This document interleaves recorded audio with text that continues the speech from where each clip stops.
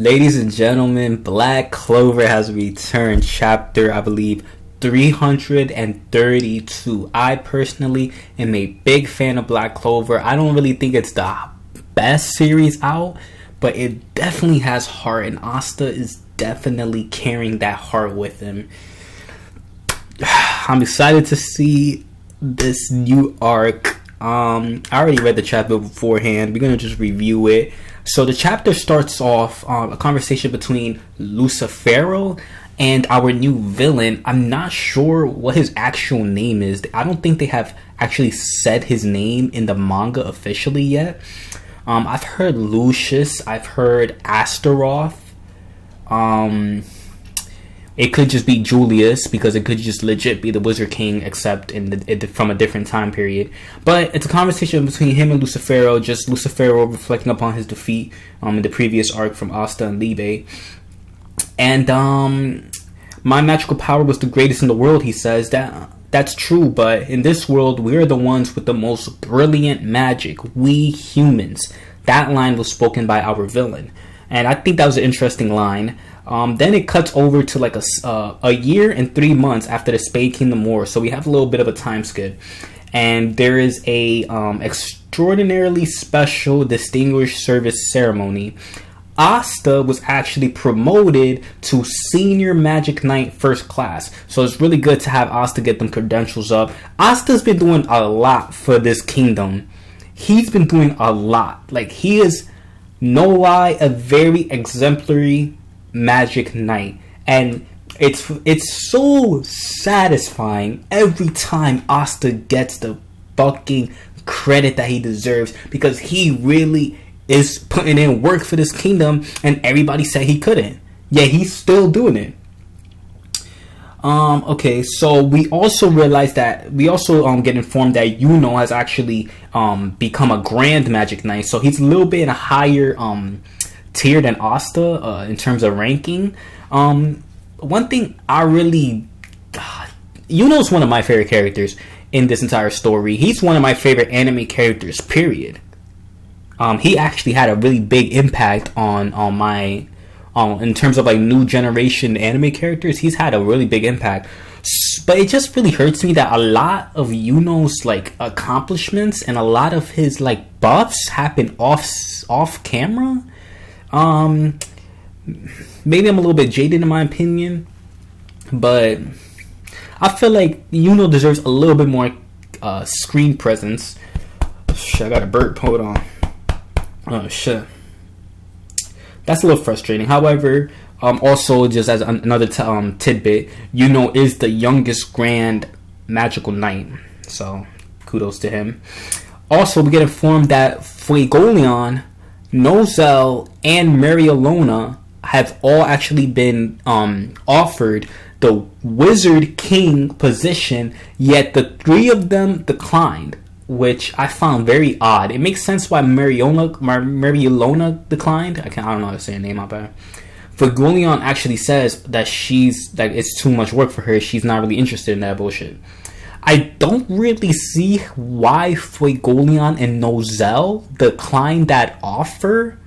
That doesn't make sense. Fuegoleon says that the devils made him realize how weak they actually were. But why would you not accept the Wizard King position? Like, wouldn't what happened with the devils like make you want to take up that mantle, especially someone like Fuegoleon? Wouldn't you want to take up that mantle and like put more in for the Clover Kingdom? That's a little bit odd. Also, they state that even now we're detecting devil-like activity in the outlying regions of the Clover Kingdom. So there's still stuff going on outside of the Clover Kingdom. So they don't really go into specifics, but that was mentioned. Yami comes in, Charlotte walks out, and Finral tells Yami, yo, she told you that she loved you, blah, blah. And Yami goes into the bathroom, and he's a little bit confused. Like, what the fuck? Charlotte has a thing for me? So Yami's legit been, like, oblivious this whole time, apparently. I thought he was just playing her, but honestly, this is, like, the best romance. I'm going to talk more about romance in a second, but this is, like, sadly the best romance that Black Clover has given us so far. Speaking of romance, Mimosa and Noel. Black Clover has really bad romance. It has been 300 chapters, and these two bitches liked Asta practically since the beginning, and yet there has been no like substantial like advancements in either of these relationships, in either of these romances. What's the point of teasing us with this Noel Asta, and then having Mimosa having this weird love triangle? Asta don't even like them. So why? I mean, I guess it's very childish. I understand this is for kids, so maybe that's why. But me, as a grown ass adult reading this shit is childish as hell. I don't care about Mimosa and Noel trying to get with Asta, because I clearly see by chapter 300 it's not gonna get anywhere. At the end of the series, it's gonna be some dumb shit that Noel and Asta magically get married and then they have a kid, and it's basically gonna time skip it to that. So that's what I'm guessing. I don't know. Romance is really not Black Clover's strong suit. Asta then confesses his love to the sister. I forgot her actual name, but he said he confesses his love to the sister, and he says that he's 18 now. So now we get a legit age for Asta. This is the last time I'll propose to you. I swear I'll make you happy. Please say yes. And well, Asta goes through in this chapter really hits home, because I've been through it. I'm sure you've been through it. I'm sure your friends been through it. Every man has been through this situation. It hurts. It hurts, man. I'm a little bit older now, so I know how to take it. But when I was a kid, man, this shit used to hurt. And it's kind of expected, but sister says, I'm sorry. You're like family to me. My dashing, cute little brother.